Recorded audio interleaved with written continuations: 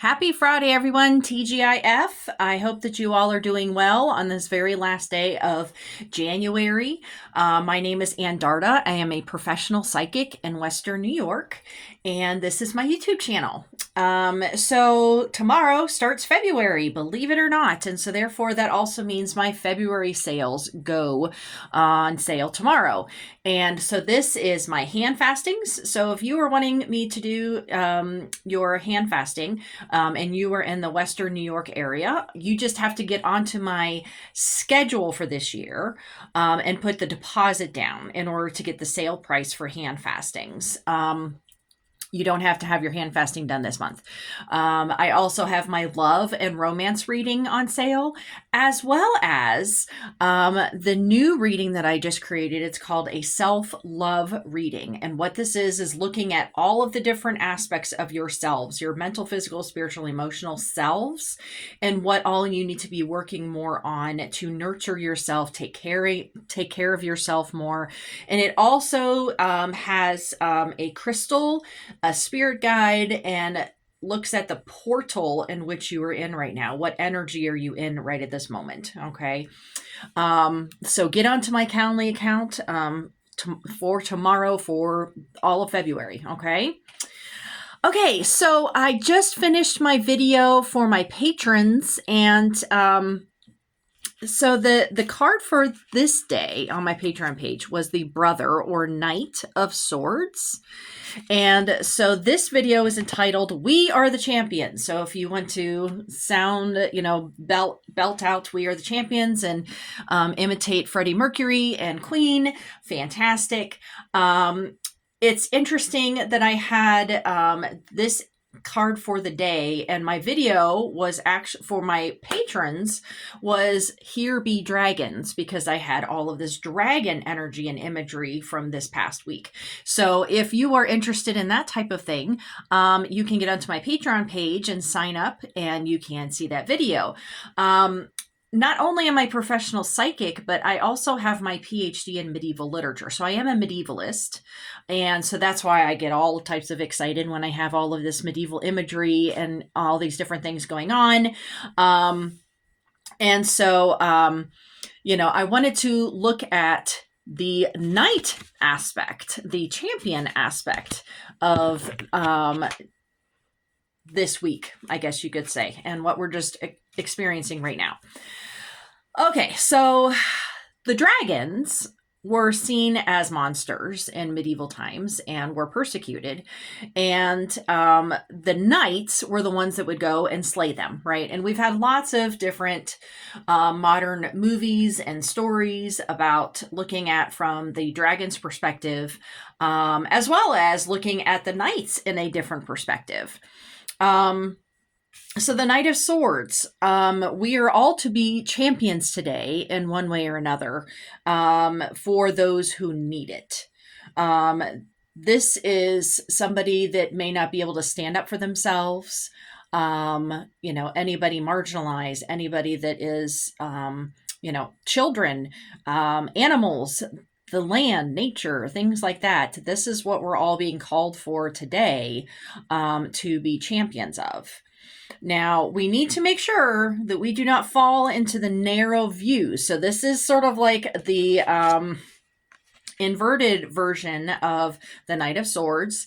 Is when he is inverted, it's a narrow viewpoint on life.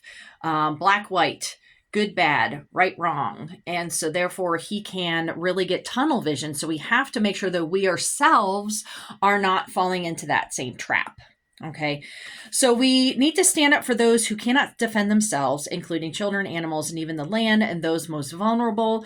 The Knight of Swords can be chivalric, strong, and charismatic, but when inverted, can be abusive, manipulative, and narrow-minded because he gets on his high horse and rides into battle to prove his own worth rather than focusing on the goal. And so ultimately, the ego is the defining factor in the Knight of Swords. Is the knight a champion to actually make a difference and help others, or to look the part of the champion? Does the champion have all of the information? So this is another really important thing that we're all experiencing right now is misinformation. There is so much misinformation on all sides from external sources, meant to create chaos and infighting. So we need to make sure that the things that we're posting, especially on social media, are actually accurate, before we ride into battle, before we start posting things and start being nasty to other people and stuff like that. So do you need to be the champion as in that person cannot do it? Or do you need to be more of a silent background supporter? So that, is it that you're trying to get the spotlight on you, or is it that they just literally cannot stand up for themselves in some capacity? So you really need to examine your own reasons for being that champion, right? And ultimately, there is strength in unity.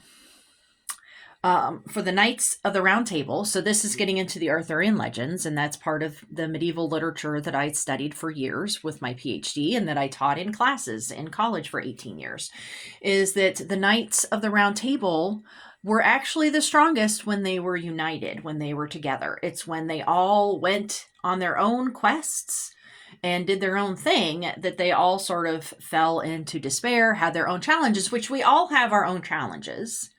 But when we have such a large issue at stake, then we need to really band together. And this is sort of tying back into the videos that I created the past couple of weeks about community and really making sure that we're all on the same page and not in our own community, making sure that we are taking care of the people in our neighborhood, taking care of the people in our little town, in our little nook, okay, in our little tiny area first, and being their champions, okay? It's going to be a lot easier for us to make sure that we are getting the correct information if it is right here in our little community, that we can, be part of the round table. We can have a round table of some sort with like-minded people that are also wanting to defend those that need to be stood up for, to be championed in some capacity.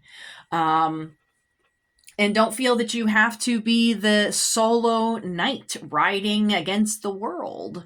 Really look for those other knights, those other people that are champions that want to stand up for those. But ultimately, everybody has to make sure that they have all the correct information first. And so that is really the most important thing that I have gleaned from this card in particular and what we're all experiencing right now. Look to how you can help others, especially children, animals, the land in your area, whatever it is that needs to be defended, and those most vulnerable. In order to make that difference. But, really do that reality check of the reasons for why you're doing these things and how you're doing it. Like I said, do you need to be a silent supporter, or do you need to be a vocal activist, a vocal champion? And how do you do it, and when? So a lot of these things are timing and making sure that we are being true to ourselves, speaking our truth, and also being grounded enough to have the common sense of when to open your mouth and when not to. You do not want to put yourself in danger at that same time. So these are really challenging times for us. But I think that we all are really being called to become those champions in our communities. So I hope that this is helpful to you, and I hope that you can be that champion for somebody or something else today. And I will see you all next week. All right, bye-bye.